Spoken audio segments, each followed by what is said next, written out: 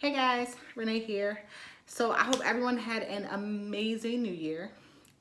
Christmas, Kwanzaa, Hanukkah, whatever it is that you celebrate. And even if you don't, I hope everyone just, it's just happy and healthy and whole.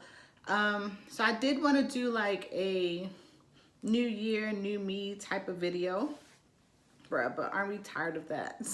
We are so tired of that. And honestly, I was like, there's nothing that I wasn't doing in December and October and November and August and June, last year that I need to do now. So about 3 years ago, I was like, you know what? I'm not here for nobody that's not checking for me. I am going to be selfish and I am going to go after my dreams and my goals and the things that really mean the most to me, things that I've kind of had to put on the shelf because I'm a mom or because I've put other people before me. And I'm just going to be selfish because I realize you only have one life. Life is super short. People aren't living to the age that they used to. And honestly, I'm trying to live my best life. So that's what I did. That's what you guys should do. Just because you're a mom, just because you're a spouse, just because you have life going on or life happens, doesn't mean that you have to not do more of what makes you happy. So that's not why I'm here today. Well, I'm here today. I really wanted to so I do reflections every now and then. It's not necessarily just January. It is whenever I'm in the mood, I guess. I think about where I am, if I'm happy, if I'm not, what changes I can do to get happy, just goals, how close I am to getting them, and just reevaluate my life. Like I check Renee every now and then, and I have to say, I wanted to talk to you guys about just something that really changed my relationship, my marriage. So we just celebrated our 1 year anniversary. Super excited about that. But people always talk about like newlyweds and you guys are still newlyweds and it's the honeymoon phase. Bro, that first year is hard. That first year is hard. And I think for us, it was more difficult because we were both single parents. So, when you're a single parent, it's like you have to like protect your children from everything. And sometimes you're even protecting them from their other parents because of things that have been done, things that have been said, just people just not doing the stuff that they're supposed to do. So, we carry baggage with us. Everyone does. It's normal. It's natural. It's our way of adapting to life. And that first year of marriage, you're taking two totally different individuals from two totally different backgrounds and trying to mesh your life together. And at times you are going to butt heads. And it's all worth it. It's work. And I would get so upset when people would be like, oh, marriage is work. You guys don't know how much work it is. I'm like, I love him. He loves me. So then you're like, oh, snap. This is work. He getting on my nerves. Or I know I'm getting on his nerves. So I want to talk about just how we got over different humps, or the biggest hump that we had. Because granted, we only got a pinky toe in this marriage thing. We only been married a year, but it has been interesting, and it's sad to me. Like I'm in different wife groups and things of that nature, and it's so sad when I see people, excuse me, who don't make it to even where we are, who have been married 9 months and they're calling it quits and walking away. And it's so sad because marriage is amazing. To have a partner is like the best thing in the world, and it's something I never experienced until my husband. Like I've been in relationships before, he's been in relationships before, we have children, we're having a child, but I've never felt the sense of partnership before him. And that's crazy because I'm 32. you know, and I've allowed people into my life, but it's something totally different that he brings. But you know, we had a little. But lately, like this last week, I was like, dang, you know what? Things have changed. They're not rocky. So let me say, we don't have a bad marriage, not even close. You know, there are things that are huge, that milestones that we had to kind of get over, but they were soft spots for us. Everyone has their soft spot, and you have to kind of poke the bear. I poked the bear. So we can get over those, because I don't want 10 years in us to still have the same soft spot because we never uncovered it. So it happens to me, it happens to him, it happens to everyone, but it's all for the growth of our relationship. We have an amazing relationship. But you know, there were points when we were just like, oh, I cannot stand you, getting on my nerves, oh my goodness, what in the world? And never, ever, ever, ever, ever, ever was it like, I don't want to be here. But it was like, this is more difficult than I thought it would be. So how do we overcome and get past this? So there was a point when we were arguing all the time. We just didn't like each other. You know, little things were annoying us. And it was just like, man, bruh, you get on my nerves. Like that connection was, we were just butting heads all the time. And it's because we were trying to get over so many different humps and mesh so hard and try to make it work. Like kids and family and schedules and, you know, then my hormones, that it was just like, there was a point when I was like, babe, you know what, let's go to counseling, because maybe we need like a third party, because sometimes I feel like you don't hear me, sometimes you feel like I don't hear you. So let's go talk to someone who doesn't know us, who is, you know, not biased at all, who's actually going to listen to the words that we say out of our mouth and give us their honest opinion or help us navigate through some of these conversations that we're having, because we're having really sensitive, hard conversations, you know, to try to get past certain things that we brought in, things that we brought in from our past, and we all do it. So he was like, no. So I don't know that much about other cultures, but I know in my culture, we don't talk about what goes on in the house. What goes on in the house stays in the house, period. And it's funny sometimes when I'm vlogging, because he's like, cut the camera on. Like, they need to see this too. They need to see you getting on my nerves too. And I'm like, whatever. But, so he was like, no, no, I'm not talking to someone. I'm not going to counseling. Like, there's nothing wrong with us. We're fine. We're going to get past it. I was like, okay. So we didn't go to counseling, but an opportunity came for us to go to a marriage retreat. And I was like, so babe, it's a free trip. You know, the Army's going to pay for it. You know, it's like 4 days at the beach. We do have to do these seminars though. And he's like, okay, cool. So I went in thinking that he was going to be like, just shut down, didn't want to hear it. You know, I'm here for the beach and that's it. And he was so into it, answering questions, talking to people, listening, filling out the forms, like the booklet, like doing exercises. Like, he was so into it, and it made me feel so happy, because even though traditional marriage counseling wasn't necessarily on the table, we were able to kind of go to counseling as a group. So, and it was nice to see other people at different stages in their marriage. So people who had been married for like 25 years, you know, together, and people who had been married for 2 seconds. And it allowed us to see different dynamics of relationships. People who really seemed like they had no connection at all. People who really didn't, they were super young, so they had issues with like dumb stuff. Like, our issues are like, I don't know, you work too much. That was my main issue. So my main issue was you work too much. Like, I need time. I am a time person. I want you to spend time with me. I need that quality time.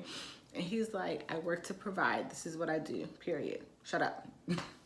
So, you know, people who didn't have those, even that, you know, or wives who didn't work, I know it's a whole thing. Sometimes, you know, if you have a lot of kids or something like that, it makes sense. But if you ain't doing nothing, you ain't got no churn, you just at the house. Girl, go to school, go to college, go get you a part-time job, do something. So just so many different dynamics, and we were able to see that we kind of fell somewhere in the middle. Like, we haven't been together forever, we haven't been together for 2 seconds, you know, we were somewhere in the middle. So there were different exercises. We actually were able to see what type of personality we are, as well as how we love, and how we feel love. So it was nice because the personality test, like, honestly, was like on the T. Like, my husband's like yellow, like he likes to please everyone, and that was another thing, you know. Anyone would call him any time of the day for anything, and he would squat his way. But when I would ask him for something or need something, I'm not going nowhere, so you can wait. And I'm like, bruh, no, me first. So, but then I see the whole picture thing. So he would, you know, it would be something, and I'm trying to fix the entire picture now, and that might not necessarily be what we need. We might just need to fix a little piece of it, or have a conversation, or do something tiny. But I'm like, well, this tiny thing is going to domino effect to all of this. So we need to talk about this over here that has nothing to do with what we're talking about right now. So, you know, we both had completely different personalities, but it was able to see yourself on paper and be like, damn, that is me. Okay, damn, that is him. And read about that other person so you can kind of relate more, because it goes deeper than you two as a couple. It goes to you as an individual and how you deal with people. I am an introvert. I don't like people. I don't even know. Maybe that's why I like YouTube, because, I mean, y'all here, but y'all not really here. My husband, you get him in a room, and he talks to everybody. I'm just standing there. He talks to everybody. The holidays, I'm like, babe, who did you invite to the house? Everybody. I'm like, oh my gosh. I don't like people. I like 3 people. Like, honestly. Like, I had a girlfriend, like, she's, you know, she comes over and she hangs out. My son was like, Ma, it's been a long time since you had a friend. And I'm like, I know. I'm just not a people person. I like to be by myself, read my books, study, you know, do this, vlog, YouTube, or whatever. Spend time with my little, like, group of people, but not everybody. So, but my husband's the opposite. So we were able to see that. And then we were also able to see how we love. So I already know I am quality time. Bruh, I am quality time. Like, you don't have to buy me nothing. You don't have to spend no time. Well, you don't have to buy me anything. You don't have to, like, shower me with gifts and flowers. Honestly, put a freaking movie on and sit on the couch with me, and I'm happy, you know? And my husband, he's quality time, but he's also a provider, and that comes first. For him, he knows what it's felt like to be without. He knows what it felt like to have to start over, and me too. But being a man, he has to provide. Like, if something, because he has his own business, so if someone is calling for something, he is going to do it right then and there. Like, you just going to have to wait, because he about to get this money. And I'm just like, no, I don't care about that. We can live in a box. Just come watch this movie with me. So we balance each other out, but it was nice to see the different dynamics of us and put it all together. And we actually had an exercise where we had to talk about something. Like, there was, like, different ways to communicate and talk to each other and listen, active. And that was a huge problem for us, because you know, I would talk, he would talk, I would talk over him, he would talk over me, you know, I would talk over him, he would talk over me, I would start yelling, he'd start yelling, you know, and it was just a domino effect. There was no listening, there was no passing the baton, you know, it was more reactive than active listening and hearing what that person is talking about so you can actually process what they're talking about. So we tried that, we failed. We were walking around a beautiful lake arguing. And that was the day before we left. So the last day, I'll insert some pictures. We actually I want to say rededicated, but I guess it's redid our ceremony, marriage rededication. Yeah, whatever that is. The pastor, it was a chaplain, so he went outside, we went on the beach, it was beautiful, we made little hearts in the sand. I was super big, guys, so please don't judge me. I feel like my belly is like more compressed now than it was back then. I don't know what's going on with this girl baby anterior placenta, meaning my placenta is like right on my belly button thing. But I'll insert some pictures. But yeah, we redid our ceremony, and I didn't want to do it. Like, I was like, I'm still mad from last night, like, I'm good. And he was like, babe, come on, like, let's do this. And it was nice, and I'm really glad that we did it. But all of that, like 12 minutes to say, ever since then, we have not had one argument. We have not had one beef. We haven't had one ill feeling. I haven't been like, oh, you getting on my nerves. Not one time. And I mean, I know I get on his nerves, like, you know, as a wife should, little stuff, but not like, get out my face. You know, things have changed. Our relationship, how we deal with each other, how we communicate, how we talk to each other has been totally different. He's slowed down so much. And I'm not saying his money needs to slow down, because come on, I'm never gonna say my man can't work, but he like budgets his time better. And like the last 4 days we have done nothing. Like, I wanted to put this up, well, I wanted to do a new year, new me at the beginning of the year, and he was like, no. Like, January 1st, we Netflix and chill all day. We watched TV, we ate snacks, I drank water. But we just sat in the bed or on the couch, you know, we moved around the house, and we relaxed, and we just spent time with each other. And it's something that we don't get to do because we have different schedules, you know. So just me being off and him being off, we were able to just get that quality time that we've never really been able to have in our home. Like, we'll go on vacations and we'll do stuff like that, but to just chill with my husband on the couch for 2 days, no. So I'm completely satisfied. But it's just like the normalcy that I was seeking has kind of filtered its way in, and I feel like we needed to go to marriage retreat. We needed that in our marriage. And it wasn't that we were on the rocks. It wasn't that we were gonna break up or get divorced or didn't like each other or our marriage was failing. Absolutely not. But the first year of marriage is so hard, and sometimes you need tools to learn to communicate better, especially when you come from a broken background. You come from relationships that haven't worked, and you come from different things that you've learned from other people. Like, I'm sure he never used to argue and yell. I'm sure I used to never argue and yell. But if you've been in bad relationships where that was how communication worked, that's something that you develop over time. So, you know, we learned how to deal with one another and how to really cohesively mesh. And I can't say that I've ever been happier. Like, I've been happy this entire time, but my marriage is at such a different place, and I feel like we are so grounded and our foundation has been set, and it's beautiful, because that first year you're building that foundation.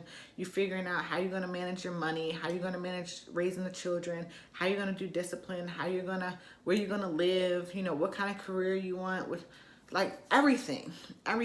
And you need tools. Like, you need tools to be able to do those things properly, because how you start is how you want to stay. And you want to continue to grow and develop off of that. And I'm just so thankful that there are people out there who give that advice, who are professionals in that field. No, they're not counselors or anything of that nature, but they're people who are invested in relationships and marriage. And it doesn't have to be a marriage retreat, doesn't have to be counselor, but if you ever find yourself where you need advice, I say talk to a chaplain who's also a pastor, talk to, a counselor, or, a guidance counselor, like just someone. I do recommend that it's not someone in your family or their family, because a lot of time they are biased. I don't like to talk to people in my family about my husband or our issues. And I don't like for him to talk to his family about us, because I don't want anyone to judge us, him, based on a feeling or a situation. I want them to have that unconditional love and not have any ill feelings toward that other person.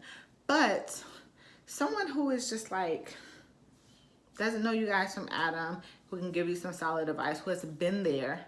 Because honestly, if you ain't never had issues, if you ain't never been married, if you ain't never had children, you can't tell me how to deal with mine. And that's why, even though I've been through so much in this life, I know it helps me be more relatable with people who are going through situations now. So everything I've gone through, I'm always like, okay, well, this is something new that I'll be able to help someone get through, because I share my journey with you guys. So I just wanted to share that. It's been on my heart. Like, I don't know if anyone out there is going through things, but I want you to know you're not by yourself. It doesn't matter what Instagram looks like, Facebook, Snapchat, YouTube, vlogs, whatever. Like, everyone has issues, everyone has arguments, everyone has rocky, bumpy times, but you can get through it. Like, you can get through it, you can get past it. Marriage is beautiful. It is amazing. And I am so glad that I waited for the man that I was given to, because he is an amazing father and husband, and I just could not imagine life without him, and I'm so glad that I was given to him. So even when he gets on my nerves, or when I'm getting on his nerves, it's like I thank God for him every single day, because I hate saying people complete me, but man, does he accessorize the hell out of me. So that's all I wanted to say. Hopefully this helps someone. If not, well, I just got it on my chest. But thanks guys for watching, and until next time. Sorry about this little face. Like, we were just out today. It's raining, it's nasty, and I wanted to go ahead and get this up. I'm not just gonna put makeup on at like 5 o'clock in the afternoon for y'all. Like, y'all gonna take this fat, chubby, marked up face from baby girl. Y'all gonna take it. Y'all gonna love it. So thanks guys for watching, but until next time, bye.